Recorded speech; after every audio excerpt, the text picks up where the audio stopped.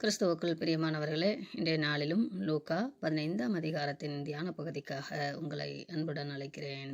இந்த அதிகாரத்திலே காணாமல் போனவைகளும் கண்டுபிடிக்கப்பட்டவைகளும் என்ற தலைப்பிலும், தேடுவதின் அவசியமும் கண்டுபிடிக்கப்பட்ட பின்பு உண்டாகும் மகிழ்ச்சியும் குறித்த வர்ணனை எழுதப்பட்டிருக்கிறது. பரலோகமே தேடிக்கொண்டிருக்கிறது என்பதை இந்த செய்தி நமக்கு விளக்கப்படுத்துகிறது. 15ஆம் அதிகாரத்தின் முதல் 2 வசனங்களை நீங்கள் வாசித்து பார்க்கும்போது, சகல ஆயக்காரரும் பாவிகளும் அவருடைய வசனங்களை கேட்கும்படி அவரிடத்தில் வந்து சேர்ந்தார்கள்.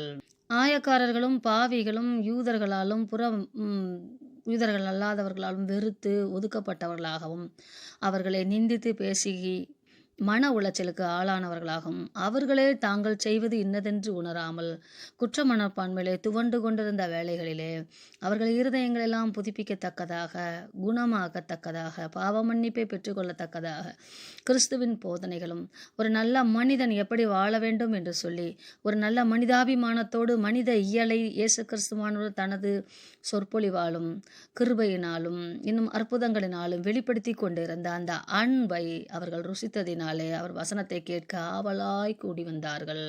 அப்படி கூடி வந்த அனைவரையும் தேவன் ஏற்றுக்கொண்டார் என்று பரிசேயர்களும் சதுசேயர்களும் முறுமுறுக்கிறார்கள். ஏற்றுக்கொண்டதோடு மட்டுமல்ல, அவர்களுக்கு சரிசமமாக தன்னை தாழ்த்தி அவர்களோடு உட்கார்ந்து உணவருந்தினார் என்று சொல்லப்படுகிறது. மிகப்பெரிய பணக்காரர் பிச்சைக்காரர்கள் மத்தியிலே உட்கார்ந்து உணவருந்துவதுடைய காட்சி எப்படி இருக்குமோ அப்படித்தான் இந்த காட்சி அமைகிறது. பரிசேயர்களுக்கும் சதுசேயர்களுக்கும் தான் மேசியாவாக ஏன் வந்தேன், என்ன காரியத்தை செய்து நிறைவேற்றுவதற்காக வந்தேன் என்பதை விளக்கப்படுத்துவதற்காகத்தான் இந்த 3 உவமைகளையும் தேவன் சொல்லுகிறார்.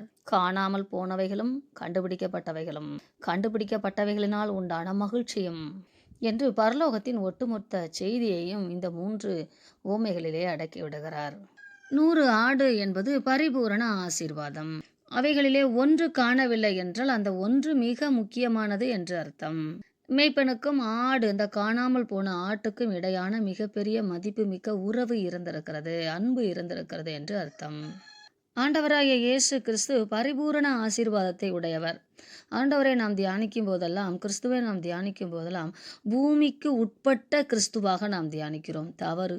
அவர் எப்பொழுதுமே பூமிக்கு அப்பாற்பட்டவர், பரலோகத்தின் சொந்தக்காரர், அண்ட சராசரங்களை ஆளுகை செய்கிறவர். எண்ணிக்கை கிடங்காத கோள்களும் நட்சத்திரங்களும் அவருடைய வீடு, பரமண்டலங்கள் என்று வேதம் வர்ணிக்கிறது. பரமண்டலங்களிலே வாசம் செய்கிற எங்கள் பிதா என்று நம்முடைய ஜெபத்திலும் முறையிடும்படியாக சொல்லப்பட்டிருக்கிறது. ஆதலால் கிறிஸ்துவுக்கு 100% ஆசீர்வாதங்கள் உண்டு. அவைகளில் ஒன்றை காணவில்லை, அதுதான் பூமி, மனிதன் வாழ்வதற்கென்று உருவாக்கப்பட்டிருந்த வாழ்விய இடம்தான் பூமி. அதை காணவில்லை. அதை தேவன் அந்த மனிதனுக்குத்தான் பொறுப்பாய் கொடுத்திருந்தார். ஆதலால் அந்த மனிதனை கண்டுபிடித்து அவன் துளைத்ததை தேடி எடுத்து அவனுக்கே மீண்டும் கொடுக்கிறார். 99 ஆட்டை குறித்து அவருக்கு கவலை இல்லை, ஏனெனில் அது அவருடைய ஆளுகையிலே இருக்கிறது என்று அர்த்தம். ஆதலால் தான் காணாமல் போட்ட, தன்னை விட்டு தொலைந்து போன அந்த ஆட்டை தேடி பரலோகத்திலிருந்து பூமிக்கு இறங்கி வந்தார் ஆண்டவராகிய இயேசு கிறிஸ்து. அதை கண்டுபிடித்து தன் தோளின் மேல் போட்டுக்கொண்டு அயலகத்தாரோடும் எல்லோரோடும் அவர் அந்த சந்தோஷத்தை பகிர்ந்து கொண்டார் என்று பார்க்கிறோம். அப்படித்தான் இந்த காணாமல் போன ஆடுகளாகிய ஆயக்காரர்களையும் பாவிகளையும் தேவன் கண்டுபிடித்தாராம். ஒரு சமூகம், மனித இனம் காணாமல் போயிருக்கிறது, அது கண்டுபிடிக்கப்பட வேண்டும். 100ல் 1 காணவில்லை என்றாலும் நான் அதை கண்டுபிடிப்பேன். ஒருவனையும் இழந்து போவது தேவ சித்தம் அல்ல என்று பிற வசனங்கள் நமக்கு சொல்லுகிறது. ஒவ்வொரு மனிதனும் ரட்சிக்கப்பட வேண்டும் என்பதே தேவ சித்தமாய் இருக்கிறது. கிறிஸ்து என்றாலே வேத வார்த்தை, பிரமாணம், கட்டளை, இவைகளை நாம் மனதிலே வைத்துக் கொள்ள வேண்டும். இந்த கட்டளைகளையும் வேத பிரமாணங்களையும் தேவ வார்த்தையும் தேவன் யூதர்களுக்கு எழுதி கொடுத்து இருந்தார். அதே யெகோவா தேவன் புறஜாதியர்கள் கிறிஸ்துவை அறிந்து கொள்வதற்காக மனித சாயலிலே கிறிஸ்து இறங்கி வருகிறார். கிறிஸ்து மனித சாயலிலே இறங்கி வந்தது புறஜாதியரும் கிறிஸ்துவை, தேவனோடு ஒப்புரவாக வேண்டும், கிறிஸ்துவை ஏற்றுக்கொள்ள வேண்டும் என்கிற மிகப்பெரிய நோக்கத்தோடு இறங்கி வந்தார். ஆனால் வார்த்தையாகிய தேவனாக, பிரமாணமாக, பலியாக, நியாய பிரமாணமாக, கட்டளையாக யூதர்களுக்கு முதலே தம்மை வெளிப்படுத்தி விட்டார். யாராயிருந்தாலும் கிறிஸ்துவை ஏற்றுக்கொள்கிறவர்களுக்கு பாவ மன்னிப்பின் நிச்சயமும் மனம் திரும்புவதனாலே உண்டாகும் ஆசீர்வாதமும் கிடைக்கும். விருப்பமில்லாதவர்கள் அவர்களைத்தான் அவசியமில்லாத 99 நீதிமான்களை குறித்து சந்தோஷம் உண்டாகிறதை பார்க்கலாம். தன்னிடத்திலே அண்ட சராசரங்களின் கோள்களும் மற்ற தூதர்களும் தன்னோடு இருந்தாலும் மனம் திரும்ப வேண்டிய மனிதன் அவன் மனம் திரும்ப வேண்டும், பூமி மனம் திரும்ப வேண்டும் என்பதை தேவன் விரும்புகிறார். இது ஒரு சமூக மனம் திரும்புதலை குறித்து எடுத்துக்காட்டுகிறதாய் அமைகிறது. ஒரு சமுதாயமே துளைந்து விட்டது. கிறிஸ்து அதை தேடிக்கொண்டிருக்கிறார். நல்ல மேய்ப்பனாக தேடுகிறார். கண்டுபிடிப்பார். அவர் கண்டுபிடித்த பின்பு பரலோகம் மகிழ்ச்சி அடையும். அந்த கண்டுபிடிக்கும் வேலையிலே தான் நான் ஈடுபட்டிருக்கிறேன் என்று அவர்களுக்கு சொல்லுகிறார். இரண்டாவதாக, காணாமல் போன வெள்ளிக்காசு. ஸ்திரீ என்றால் திருச்சபைக்கு அடையாளமாக சொல்லப்பட்டிருக்கிறது. திருச்சபைக்குள்ளாக இருக்கக்கூடிய பாதுகாக்கப்பட்ட பொக்கிஷமாக வைக்கப்பட்ட வெள்ளிக்காசிலே ஒரு காசு காணவில்லை. ஆனாலும் திருச்சபை அதை தேடுகிறது. விளக்கை கொளித்து வீட்டை பெருக்கி சுத்தம் செய்து மனசுத்தம் செய்து விளக்கை ஏற்றி வெளிச்சத்தை கொடுத்து அந்த காணாமல் போன அந்த ஆத்மாவை திருச்சபை தேடுகிறது.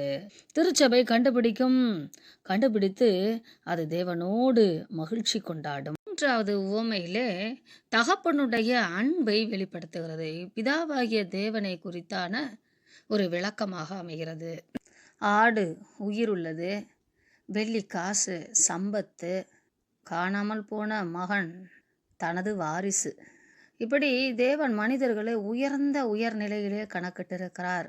சமுதாயத்தில் ஒருவர் காணாமல் போனாலும் அதை தேடி எடுப்பார். இப்படி சமுதாயத்தில் ஒட்டுமொத்த மனிதர்களையும் ஒவ்வொருவராக தேடி தேவன் கண்டுபிடிக்கிறார்.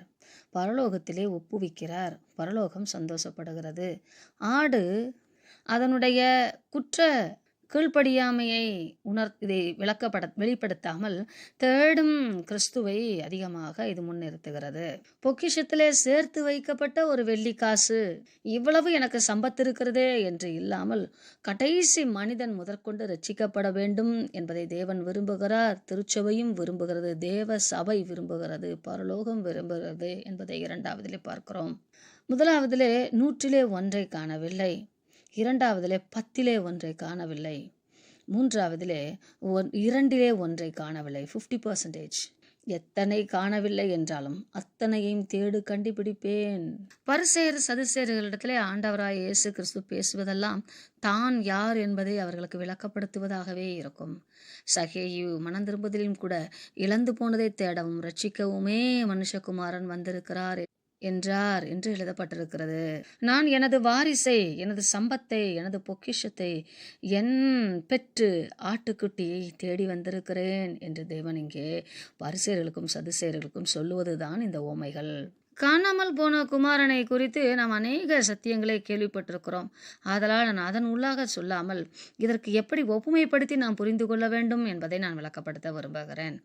விசேஷமாக இந்த மனிதன் தகப்பன் பரமபிதாவுக்கு ஒப்புமையாகவும், மூத்த குமாரன் இஸ்ரவேல் ஜனங்கள் யூத ஜனங்களுக்கு ஒப்புமையாகவும், காணாமல் போன அந்த இளைய குமாரன் புறஜாதி மக்களாகவும் சித்தரிக்கப்படுகிறது. தேவன் பிரமாணங்கள் மூலமாகவும் கட்டளைகள் மூலமாகவும் தம்மை வெளிப்படுத்தி மூத்த குமாரனை தனது அருகிலே வைத்திருந்தார். ஆனால் மூத்த குமாரன் பிதாவை உணரவில்லை. இளைய குமாரன் என்பவன் புறஜாதி மக்கள், கிறிஸ்துவை முழுவதும் அறியாதவர்கள், பிதாவை முழுவதும் அறியாதவர்கள், கொஞ்சம் கூட தெரியாதவர்கள். ஆதலால் அவர்களுடைய விருப்பத்துக்கு இணங்க தேவன் ஒப்பு கொடுத்தார். ரோமர்களிலும் இதை நீங்கள் வாசிக்கலாம். அவர்கள் தங்கள் மனம் போன போக்கிலே ஒப்பு கொடுக்கப்பட்டு அவர்கள் போய் உலக பிரகாரமான சகலவிதமான பாவ வாழ்க்கையிலும் வாழ்ந்து அதிருப்தியாகி மனம் மாறுதல் அடையாமல் குற்றமன சாட்சியிலே விழப்பட்டு தவித்து நான் எங்கே போவேன், என்னை பெற்ற தகப்பனிடத்திலே போவேன் என்று அவர்கள் தகப்பன் என்னை ஏற்றுக்கொள்வாரோ இல்லையோ, நான் தகப்பனை அவரை பார்க்கவாவது நான் போகிறேன் என்று அவர்கள் நினைக்கும் வேளையிலே பிதா கரம் கொடுக்கிறார். இதுதான் ரட்சிப்பு. இதை யோவான் 3:16 மிக அழகாக விளக்கப்படுத்துகிறது. தேவன் தம்முடைய ஒரே பெயரான குமாரனை விசுவாசிக்கிறவன் எவனோ அவன் கெட்டு போகாமல் நித்திய ஜீவனை அடையும்படிக்கு அவரை தந்துருளி இவ்வளவாய் உலகத்தில் அன்பு கூர்ந்தார் என்றும் அவரை விசுவாசிக்கிறவன் ஆக்கினைக்குள்ளாக தீர்க்கப்படான் என்றும் அவர் வாக்கு கொடுக்கிற காரியங்களை பார்க்கும்போது அவராலே உலகம் ரட்சிக்கப்படுவதற்காகவே அவரை அனுப்பினார் என்றும் பிதாவின் அன்பை வெளிப்படுத்தக்கூடிய காரியங்களாக இந்த சம்பவங்கள் எல்லாம் அமைகிறது. அந்த மூத்த குமாரனுடைய அங்கலாய்ப்பும் வருத்தமும் கோபமும் கம்பேரிஷனும் அதிருப்தியும் நியாயசாஸ்திரிகளுக்கும் பரிசேயர்களுக்கும் ஒப்புமையாக சொல்லப்பட்டிருக்கிறது. பாவிகளை இரட்சிக்க கிறிஸ்து இயேசு உலகத்தில் வந்தார். மனம் திரும்ப விருப்பமுடையவர்கள், கிறிஸ்துவை நோக்கி ஓடி வருபவர்கள், கிறிஸ்துவின் வார்த்தையை கேட்க விரும்புகிறவர்கள், கிறிஸ்துவின் வார்த்தையை விசுவாசிக்கிறவர்கள், போதனையை ஏற்றுக்கொள்கிறவர்கள் அவருடைய பிள்ளைகளாய் இருக்கிறார்கள் என்று ஒவ்வொரு அற்புத நிகழ்விலும் ஒவ்வொரு போதனைகளிலும் அவர் வெளிப்படுத்தி கொண்டே வருகிறார். இந்த உலகத்திலே மனிதர்கள் பலவித புரிதல் தன்மையை உடையவர்கள். ஆதலால் கிறிஸ்து, நான் உங்களை தேடிக்கொண்டிருக்கிறேன், உங்களுக்கு தேவையானவர் நான் தான், நீங்கள் முள்ளுகளிலும் பாவக்கட்டிலும் மாட்டி இருக்கிறீர்கள், தப்பிக்க வழி இல்லாமல் கதறுகிறீர்கள், நான் தான் உங்கள் நல்ல மேய்ப்பன், உங்களை விடுவிக்க வந்தவர், என்னுடைய இடத்திற்கு என்னுடைய வீட்டிற்கு உங்களை அழைத்து செல்ல வந்திருக்கிறேன், என்னோடு உங்களை தங்க வைக்க வந்திருக்கிறேன், எனது பொக்கிஷமாக உங்களை சேர்த்து வைக்க விரும்புகிறேன், என் பிதாவின் சுதந்திரமாய் நான் இருப்பது போல நீங்கள் என் பிதாவின் வாரிசாக, எனது சாயலாக, எனது சகோதரர்களாக இருக்க வேண்டும் என்பதுதான் தேவனுடைய விருப்பம் என்பதை விளக்கப்படுத்துகிறது இந்த 3 உவமைகளும். ஒட்டுமொத்த உலகமும் ரட்சிக்கப்படுவதற்காகவே நீங்கள் நியாயப்பிரமாணத்தின் பிரதிபலிப்பாக பரிசேயர்களும் வேதபாரர்களும் நியாயசாஸ்திரிகளுக்கும் பொறுப்பு கொடுக்கப்பட்டிருந்தது. நீங்கள் மூத்த குமாரனை போல இருந்து தவறி போனீர்கள், காணாமல் போனதை தேடவில்லை, நீங்கள் ஏற்றுக்கொள்ள மறுக்கிறீர்கள். ஆதலால் நான் மூத்த குமாரனாக இறங்கி வந்து சகல ஒட்டுமொத்த மனிதர்களையும் ஏற்றுக்கொண்டு அவர்களை தேவனோடு ஒப்புரவாக்குகிறேன் என்று இந்த அத்தியாயத்தின் கடைசி பகுதியின் விளக்கங்களை நாம் புரிந்து கொள்ளலாம். காணாமல் போன ஒவ்வொருவரையும் தேவன் தேடுகிறார். ஆனால் அவரோடு கூட தேட வேண்டிய பொறுப்பும் நமக்கு இருக்கிறது. திருச்சபையாக, ரட்சிக்கப்பட்டவர்களாக, இயேசு கிறிஸ்துவின் சகோதரர்களாக, பரலோக பிதாவின் குமாரர்களாக நமக்கும் அந்த பொறுப்பு இருக்கிறது என்பதை இந்த பகுதி நமக்கு விளக்கப்படுத்துகிறது. அந்த மூத்த குமாரன் மனம் திரும்பினானா, சகோதரனை ஏற்றுக்கொண்டானா, தகப்பனுக்கு கீழ்ப்படிந்தானா என்ற ஒரு கேள்விக்குறியோடு தான் இந்த பகுதியை தேவன் நிறுத்தி விடுகிறார். காரணம், நியாயசாஸ்திரிகளும் பரிசேயர்களும் வேதபாரர்களும் இன்னும் முழுமையான ஒரு மனம் திரும்புதலுக்குள் வரவில்லை. யூதர்களுக்கென்று காலம் நியமிக்கப்பட்டிருக்கிறபடினாலே அவர் அதை குறித்தான ஒரு சீக்கிரட்டு அனலிஸ்டோடு நிறைவு செய்து விடுகிறார். தேவனின் கிறிஸ்துவின் இந்த தேடும் பாரத்தை நாமும் ஏற்றுக்கொண்டு நல்ல திருச்சபையாக அவருடைய பொக்கிஷத்தை சேர்த்து தேடி அவரோடு ஒப்புரவாக்குவோமாக. தேவன் தாமே நம்மை ஆசீர்வதிப்பாராக. ஆமென்.